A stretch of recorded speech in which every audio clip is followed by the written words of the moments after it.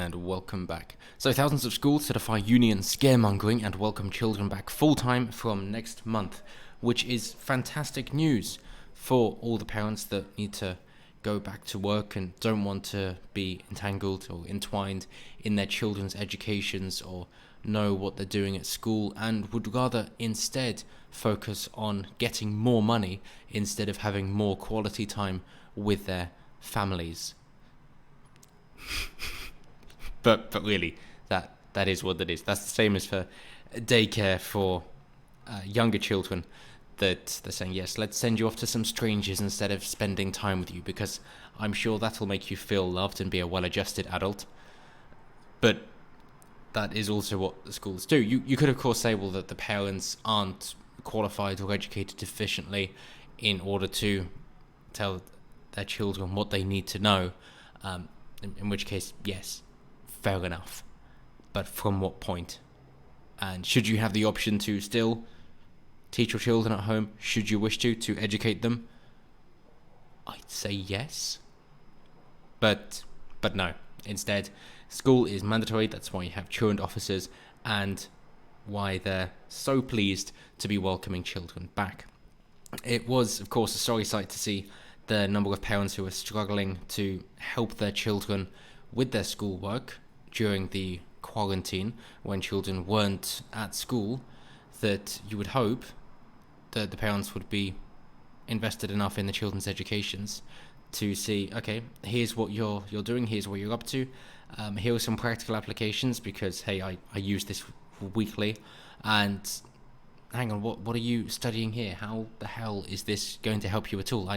I want to have a chat with the schools and the teachers about why on earth you're covering this subject matter and why are you coming at it from this angle. This seems to be propaganda and indoctrination instead of actual education. That you would hope that there would be some more transparency from that. But hey, this is the situation that we found ourselves in. It was a great opportunity to take, but it seems not many parents did. Instead, everybody has their own lives, children are just focused on school, and the parents are focused on their work. Which I know sounds harsh, but it's revealed preferences, put simply. And no, not all I understand. So, back to the topic in hand. Schools will be open by the end of next month. As they say, town halls across England have worked with schools to draw up detailed plans. They have pledged to return to a form of normality by the end of September. The confidence is in stark contrast to pessimistic tones of education unions.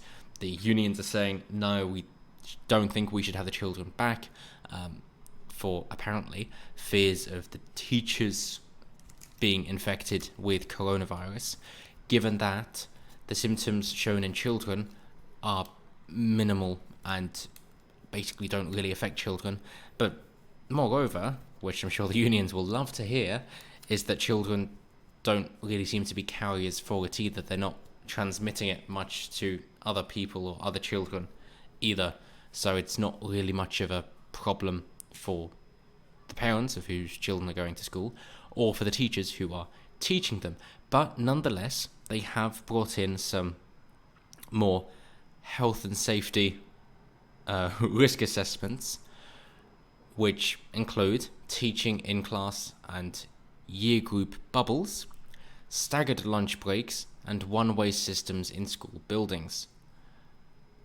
Now, staggered lunch breaks, if they mean lunch, then that could possibly be okay, but if it's down to things like recess and breaks and being outside and kicking a ball about between goalposts made of school jumpers,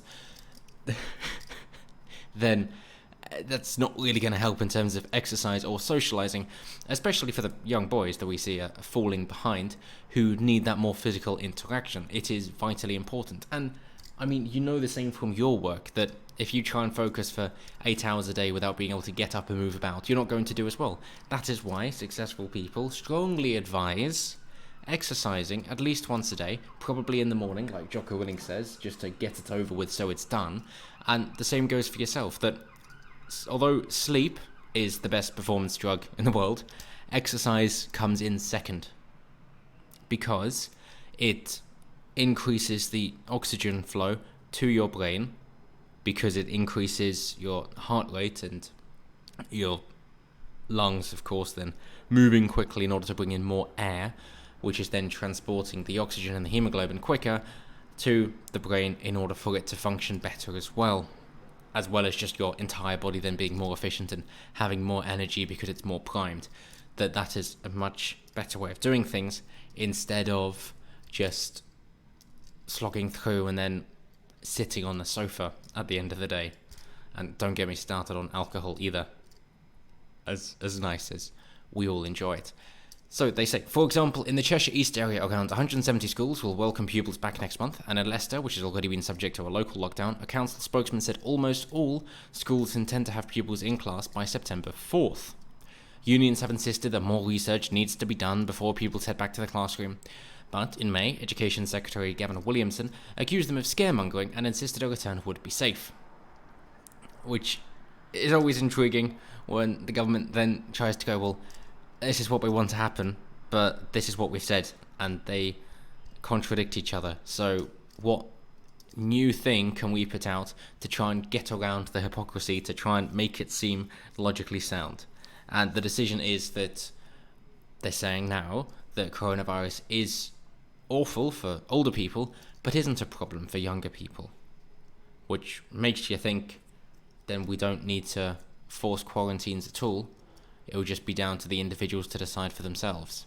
And if you've got multi-generational housing, which seems to be the biggest problem then with mixing about, then either you segregate the older people, the grandparents or the great-grandparents, to kind of split the home so they have the upstairs and everyone else has the downstairs, that kind of thing, if that is your concern, or you just all quarantine together if you're in a position to do so and that is what you wish to do.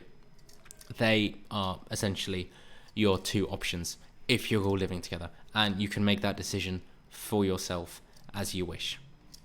So I would strongly suggest that it would be the former option, that most parents would want to see their children and grandchildren, great-grandchildren succeed and do well, and would therefore go, yes, I've sacrificed a lot in order to bring a child up in this world, and I'm happy to be doing more, that I know I'm giving my child the best opportunities in life through my actions, and on the risk of it being living vicariously through their children, at least they know that they are then doing the right thing, and the thing that fills them with most pride, knowing that they're doing what's best for their children's future, even if their children are middle-aged adults.